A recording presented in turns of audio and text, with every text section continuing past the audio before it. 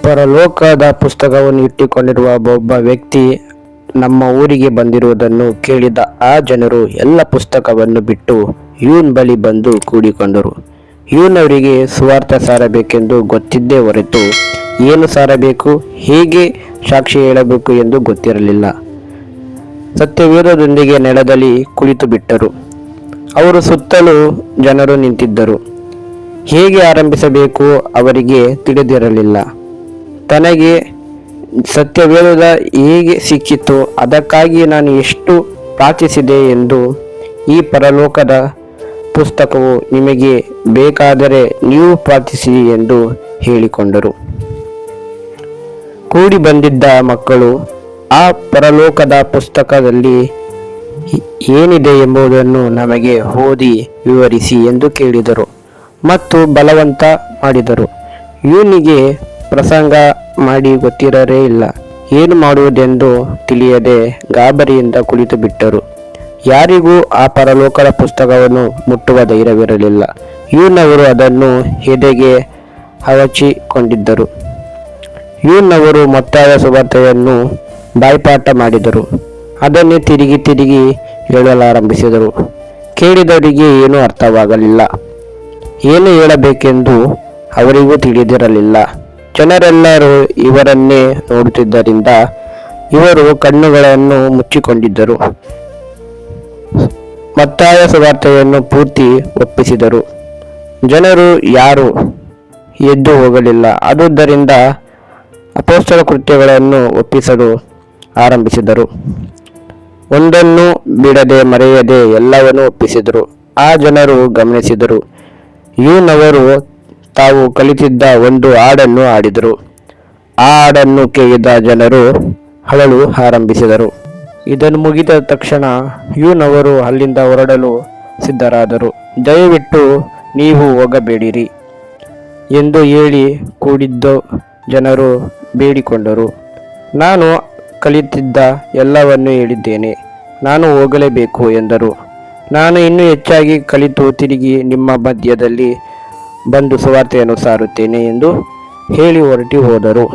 ಆ ಸಮಯದಲ್ಲಿ ಒಬ್ಬ ಚಿಕ್ಕ ಬಾಲಕಿಯ ಅವರ ಬಳಿಗೆ ಬಂದು, ಈಗ ನೀವು ಎಲ್ಲಿಗೆ ಹೋಗುವಿರಿ ಎಂದು ಕೇಳಿದರು. ಮೊದಲು ನಾನು ಮನೆಗೆ ಹೋಗುತ್ತೇನೆ, ನಂತರ ಸುವಾರ್ತೆಯನ್ನು ಸಾರಲು ದಕ್ಷಿಣ ಭಾಗಕ್ಕೆ ಹೋಗುತ್ತೇನೆ ಎಂದರು. ದಕ್ಷಿಣಕ್ಕೆ ಎಂದರೆ ಯಾವ ಸ್ಥಳಕ್ಕೆ ಹೋಗುವಿರಿ ಎಂದು ತಿರುಗಿ ಕೇಳಿದರು. ತಾನು ಯಾವ ಗ್ರಾಮಕ್ಕೆ ಹೋಗುವೆನೆಂದು, ಯಾರು ನನ್ನನ್ನು ಎಲ್ಲಿಗೆ ಕರೆದುಕೊಂಡು ಹೋಗುವರೆಂಬುದನ್ನು ತಿಳಿಸಿದರು. ಯಾರನ್ನು ಕರೆಸಿಕೊಟ್ಟವನು ನಡೆಸಬೇಕೆಂದು ಮಕ್ಕಳು ಪ್ರಾರ್ಥಿಸಿದರು. ಅದೇ ವ್ಯಕ್ತಿಯನ್ನು ನೀಟಾದ ಮಾರ್ಗದಲ್ಲಿ ಕರೆದುಕೊಂಡು ಹೋಗುವ ವಿಷಯವನ್ನು ಕೇಳಿದ ಅವಳಿಗೆ ಅಳುವೆ ಬಂದು ಬಿಟ್ಟಿತು. ಅಳುತ್ತಲೇ ನಿಮ್ಮನ್ನು ನಮ್ಮ ಗ್ರಾಮಕ್ಕೆ ಕರೆದು ತಂದರು, ನನ್ನ ಅಣ್ಣನೇ ಎಂದು ಅವರು ಈ ವಿಷಯಕ್ಕಾಗಿ ಬಹಳ ದಿನಗಳಿಂದಲೂ ಪ್ರಾರ್ಥಿಸುತ್ತಿರುವುದು ಎಂಬುದನ್ನು ಅವರಿಗೆ ತಿಳಿಸಿದರು. ಆ ಗ್ರಾಮವನ್ನು ಬಿಟ್ಟು ಯೂನ್ನವರು ಹೊರಹೋಗುವಾಗ 70 ಜನರು ಮುಂದೆಯೇ ಬಂದು, ನಾವು ಯೇಸುಕ್ರಿಸ್ತನನ್ನು ಅಂಗೀಕರಿಸಿಕೊಂಡಿದ್ದೇವೆ ಎಂದರು. ಇದನ್ನು ಕೇಳಿದ ಯೂನ್ ಅವರಿಗೆ ಬಹಳ ಸಂತೋಷವಾಯಿತು. ದೈವಿಕ ನಿಯಮ. ಯೂನ್ ಅವರು ಬೇಗ ಮನೆಗೆ ಹಿಂತಿರುಗಿದರು. ಅವರು ಮನೆಗೆ ಬಂದಾಗ ಅವರ ತಾಯಿ ಯೂನನ್ನು ಶಾಮುವೇಲನೇ ಎಂದು ಕ್ರೈಸ್ತ ಹೆಸರಿನಲ್ಲಿ ಕರೆದರು. ಅದು ಅವರಿಗೆ ಆಶ್ಚರ್ಯವಾಯಿತು. ಅಮ್ಮ, ಏನು ಹೊಸ ಹೆಸರಿನಿಂದ ಕರೆಯುತ್ತಿರುವಿರಲ್ಲ ಎಂದು ಕೇಳಿದರು. ಸ್ವಲ್ಪ ಹೊತ್ತಿನ ಮೊದಲು ಒಬ್ಬ ವ್ಯಕ್ತಿ ಇಲ್ಲಿಗೆ ಬಂದಿದ್ದರು. ನೀನು ಹೇಳಿದ ಹಾಗೆಯೇ ತಿರುಗಿ ಬಂದಿರುವುದಾಗಿ ಹೇಳಿ ಹೋಗಿದ್ದಾರೆ ಎಂದು ಈಗ ಅವರಲ್ಲಿ ಎಂದು ಯೂನ್ ಕೇಳಿದರು. ಅವರು ಹೊರಟು ಹೋದರು. ನಾನು ಬರುವವರೆಗೂ ಅವರನ್ನು ಇಲ್ಲಿಯೇ ಇರಿಸಿಕೊಳ್ಳಲು ಹೇಳಿದ್ದೇನಲ್ಲ. ಈಗ ನನಗೆ ಅವರ ಊರಿಗೆ ಹೋಗುವ ಮಾರ್ಗ ತಿಳಿಯಲಿಲ್ಲ ಎಂದು ಕೇಳಿದರು. ಅದಕ್ಕೆ ಅವರ ತಾಯಿ, ನೀನು ದುಃಖಪಡಬೇಡ, ದೇವರೇ, ನಿನಗೆ ದಾರಿ ತೋರಿಸುತ್ತೇನೆ, ಕಾರ್ಯಕ್ರಮಗಳಿಗಾಗಿ ಸಿದ್ಧ ಮಾಡಲು ಹೋಗಿದ್ದಾರೆ ಎಂದು ಅವರ ತಾಯಿ ಹೇಳುತ್ತಿರುವಾಗಲೇ ಆ ವ್ಯಕ್ತಿ ಅಲ್ಲಿಗೆ ಬಂದರು. ಹ್ಯೂನ್ ಅವರನ್ನು ನೋಡಿ, ಅಯ್ಯ, ನಾನು ನಿಮ್ಮನ್ನು ಮೊದಲೇ ನೋಡಿದ್ದೇನೆ ಎಂದು ಹೇಳಿ ಅವರ ಹೆಸರನ್ನು, ಊರಿನ ಹೆಸರನ್ನು ಹೇಳಿದಾಗ ದೇವರ ಆಶ್ಚರ್ಯಕರವಾದ ನಡೆಸುವಿಕೆಗೆ ಅವರಿಗೆ ವಿಪರೀತವಾದ ಸಂತೋಷ ಉಂಟಾಗಿ ಅಳಲಾರಂಭಿಸಿದರು. ಅದು ಅವರ ತಂದೆಯೂ ಕೂಡ ಮಗನಿಗೆ ದೊರೆತಾದ ದೈವಿಕ ಆಶೀರ್ವಾದಗಳಿಗಾಗಿ ಸಂತೋಷವಾಯಿತು. ಮಗನನ್ನು ಅರಸಿ ಆಶೀರ್ವದಿಸಿದರು. ಆ ದಿನಗಳಲ್ಲಿ ಎರಡನೆಯದಾಗಿ ಕೂಟವನ್ನು ಆ ಗ್ರಾಮದಲ್ಲಿ ನಡೆಸಿದರು. ಸತ್ಯವೇದದಲ್ಲಿ ಬಾಯ್ಪಾಠ ಮಾಡಿದ ವಚನಗಳಿಂದ ಬೋಧಿಸಿದರು ಹಾಗೂ ತಮಗೆ ತಿಳಿದಿದ್ದ ಒಂದು ಹಾಡನ್ನು ಹಾಡಿದರು. ಕೂಡಿ ಬಂದಿದ್ದ ಮಕ್ಕಳೆಲ್ಲರಿಗೂ ಬಹಳ ಸಂತೋಷವಾಯಿತು. ಅವರೆಲ್ಲರೂ ಯೂನವರು ಹೇಳಿದ ಕಾರ್ಯಗಳನ್ನೆಲ್ಲನೂ ಬರೆದು ಗುರುತಿಸಿಕೊಂಡಿದ್ದರು.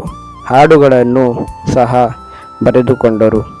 ಒಬ್ಬ ನಿಮ್ಮ ಕೆನ್ನೆಯ ಮೇಲೆ ಹೊಡೆದರೆ ಇನ್ನೊಂದು ಕೆನ್ನೆಯನ್ನು ಒಡ್ಡು, ಒಬ್ಬನು ನಿಮ್ಮನ್ನು ಹಿಂಸೆಪಡಿಸಿದರೆ ಸಂತೋಷಪಡಿಸಿರಿ, ಯಾಕೆಂದರೆ ಇದರಿಂದ ನಿಮ್ಮ ತಂದೆಗೆ ಸಂತೋಷವಾಗುವುದು.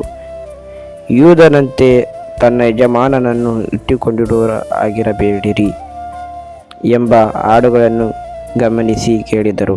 ಇದನ್ನು ನಂಬಿದ ಮಕ್ಕಳು ಇತರರಿಗೂ ಈ ವಿಷಯವನ್ನು ತಿಳಿಸುವಂತೆ ಎಂದರು. ತೀರ್ಮಾನದಿಂದ ಹಾಗೆಯೇ ಮಾಡಿದರು ಕೂಡ. ಇದರ ಫಲವಾಗಿ ಆ ಭಾಗವನ್ನು ಒಂದು ದೊಡ್ಡ ಉಜ್ಜೀವನವನ್ನೇ ಉಂಟಾಯಿತು.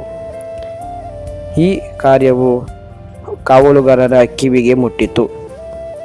ಅವರು ಈ ಗ್ರಾಮವನ್ನು ಸುತ್ತುವರಿದರು.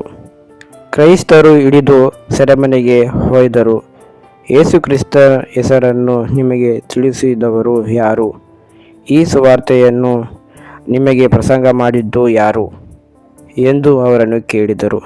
ಅವರೆಲ್ಲರೂ, ನಾವು ನಮ್ಮ ಯೇಸುವನ್ನು ಎಂದಿಗೂ ಹಿಡಿದುಕೊಡುವುದೇ ಇಲ್ಲ ಎಂದು ದೃಢವಾಗಿ ಉತ್ತರ ಕೊಟ್ಟರು.